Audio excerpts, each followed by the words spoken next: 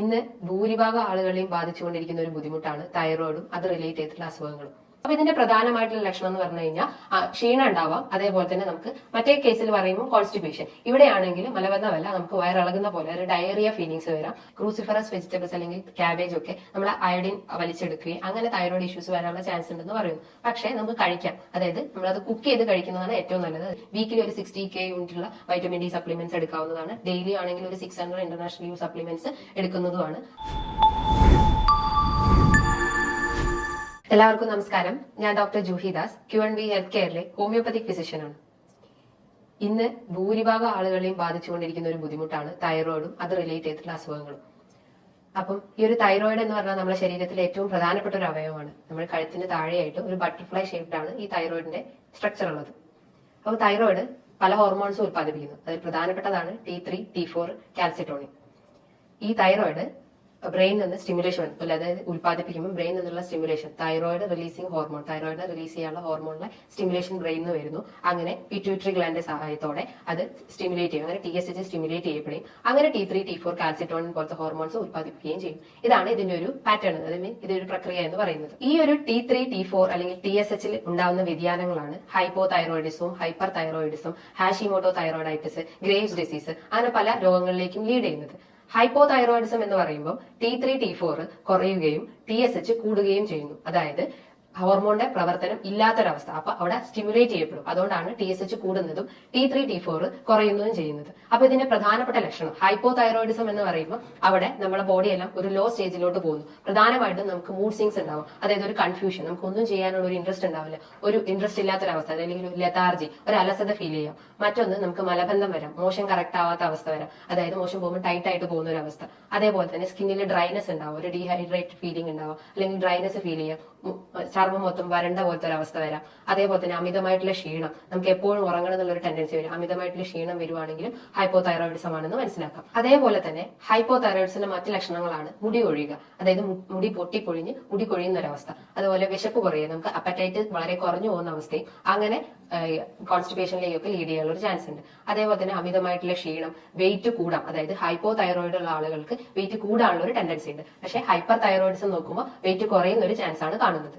ഇതേപോലെ തന്നെയാണ് മറ്റൊന്നാണ് ഹൈപ്പർ തൈറോയിഡിസം. ഹൈപ്പോ തൈറോയിഡിസം ഞാൻ നേരത്തെ പറഞ്ഞു, TSH കൂടുന്നു. ഹൈപ്പർ തൈറോയിഡിസം ആണെങ്കിൽ ഇവിടെ TSH കുറയുന്നു, അതായത് ഓവർ ആയിട്ടുള്ള ഹോർമോൺ പ്രൊഡക്ഷൻ ആണ് ഇവിടെ വരുന്നത്. അപ്പം TSH എന്ത് പറയുന്നു, അത് കുറയ്ക്കാൻ നോക്കുന്നു. അപ്പൊ ഇവിടെ TSH കുറയും, T3, T4 കൂടുകയും ചെയ്യുന്നു. അപ്പൊ ഇതിന്റെ പ്രധാനമായിട്ടുള്ള ലക്ഷണം എന്ന് പറഞ്ഞു കഴിഞ്ഞാൽ ക്ഷീണം ഉണ്ടാവാം. അതേപോലെ തന്നെ നമുക്ക് മറ്റേ കേസിൽ പറയുമ്പോൾ കോൺസ്റ്റിപ്പേഷൻ. ഇവിടെയാണെങ്കിൽ മലബന്ധമല്ല, നമുക്ക് വയറിളകുന്ന പോലെ ഒരു ഡയറിയ ഫീലിംഗ്സ് വരാം. അതേപോലെ അമിതമായിട്ടുള്ള ക്ഷീണം, വെയിറ്റ് കുറയാം.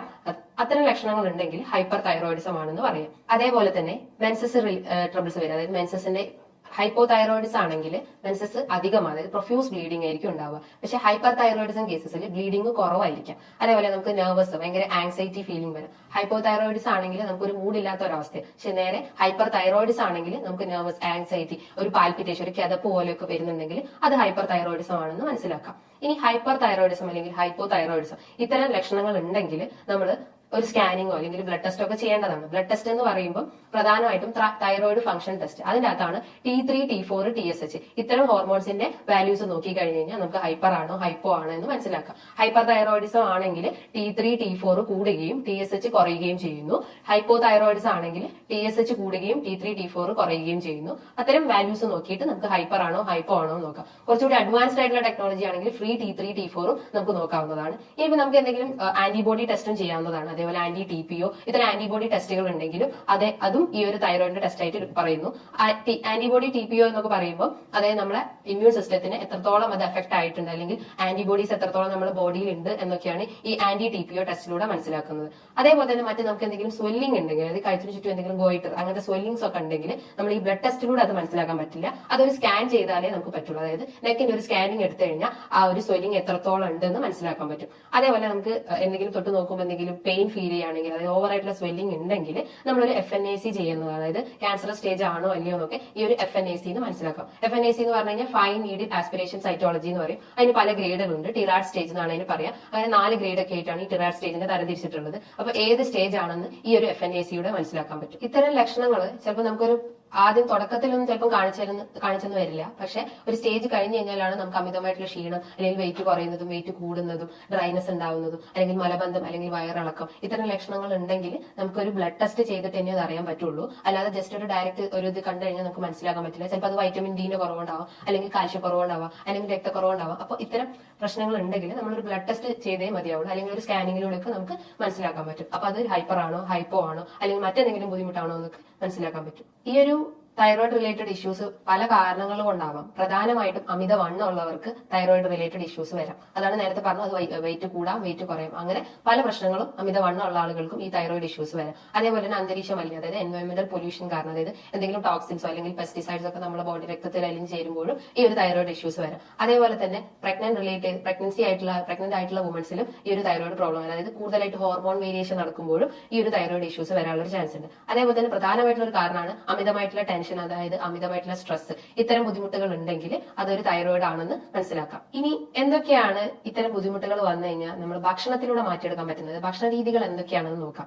അപ്പം പണ്ട് നമ്മൾ പല ദൂരദർശനിലൊക്കെ പല ആഡുകൾ കാണാറുണ്ട്. ഈ അയോഡിന്റെ അളവ് കുറഞ്ഞു കഴിഞ്ഞാൽ ഗോയിറ്റർ വരാം, അല്ലെങ്കിൽ ഹൈപ്പോതൈറോയിഡ്സ് ആവാം, ഹൈപ്പർ തൈറോയിഡ്സ് ആവാം എന്നൊക്കെ പറഞ്ഞു കേട്ടിട്ടുണ്ട്. അപ്പം പ്രധാനമായിട്ടും നമ്മൾ സാൾട്ടിന്റെ ഇൻടേക്ക് കുറഞ്ഞു കഴിഞ്ഞാലും ഈ ഒരു തൈറോയിഡ് ഇഷ്യൂസ് വരാനുള്ള ഒരു ചാൻസ് ഉണ്ട്. അപ്പൊ ഡെയിലി ഒരു 1-1.5 ടീസ്പൂൺ മാത്രമേ നമ്മൾ സാൾട്ട് എടുക്കാൻ പാടുള്ളൂ. അത് അധികമായി കഴിഞ്ഞാലും കുറഞ്ഞു കഴിഞ്ഞാലും തൈറോയിഡ് ഇഷ്യൂസ് വരാം. അതേപോലെ തന്നെ ഗ്ലൂട്ടൻ അടങ്ങിയിട്ടുള്ള ഡയറ്റ്, അതായത് ഗ്ലൂട്ടൻ അടങ്ങിയിട്ടുള്ള ഭക്ഷണങ്ങൾ കൂടുതലായിട്ട് കഴിക്കുമ്പോഴും, ഗ്ലൂട്ടൻ എന്ന് പറഞ്ഞു കഴിഞ്ഞാൽ ഒരു പ്രോട്ടീൻ ആണ്, അതായത് ഈ ആട്ട, മൈദ, റവ അതിലൊക്കെ കാണപ്പെടുന്ന ഒരു പ്രോട്ടീൻ ആണ്. അത് അധികമായിട്ട് എടുക്കുമ്പോഴും ഈ ഒരു തൈറോയിഡ് പ്രോബ്ലംസ് വരാം. അതേപോലെ തന്നെ മിൽക്ക് അതായത് പാലും പാലുൽപ്പന്നങ്ങളും എടുക്കുമ്പോഴും തൈറോയിഡ് ഇഷ്യൂസ് വരാം. അപ്പൊ അത്തരം ബുദ്ധിമുട്ടുകൾ, അത്തരം ഡയറ്റ് ഉണ്ടെങ്കിൽ അത് കഴിവതും ഒഴിവാക്കാൻ ശ്രമിക്കുക. അതേപോലെ മില്ലറ്റ് എന്ന് പറയുമ്പോൾ ഈ റാഗി അല്ലെങ്കിൽ ചോളം, തീന ഇത്തരം ഭക്ഷണങ്ങൾ ഉണ്ടെങ്കിൽ അതും എടുക്കുമ്പോൾ നമുക്ക് തൈറോയിഡ് വരാനുള്ള ഒരു ചാൻസ് ഉണ്ട്. ഇന്ന് പലർക്കും ഉള്ള ഒരു സംശയമാണ് ക്യാബേജ് അഥവാ ക്രൂസിഫറസ് വെജിറ്റബിൾസ് ഒക്കെ തൈറോയിഡ് പേഷ്യൻസിന് കഴിക്കാൻ പറ്റുമോ?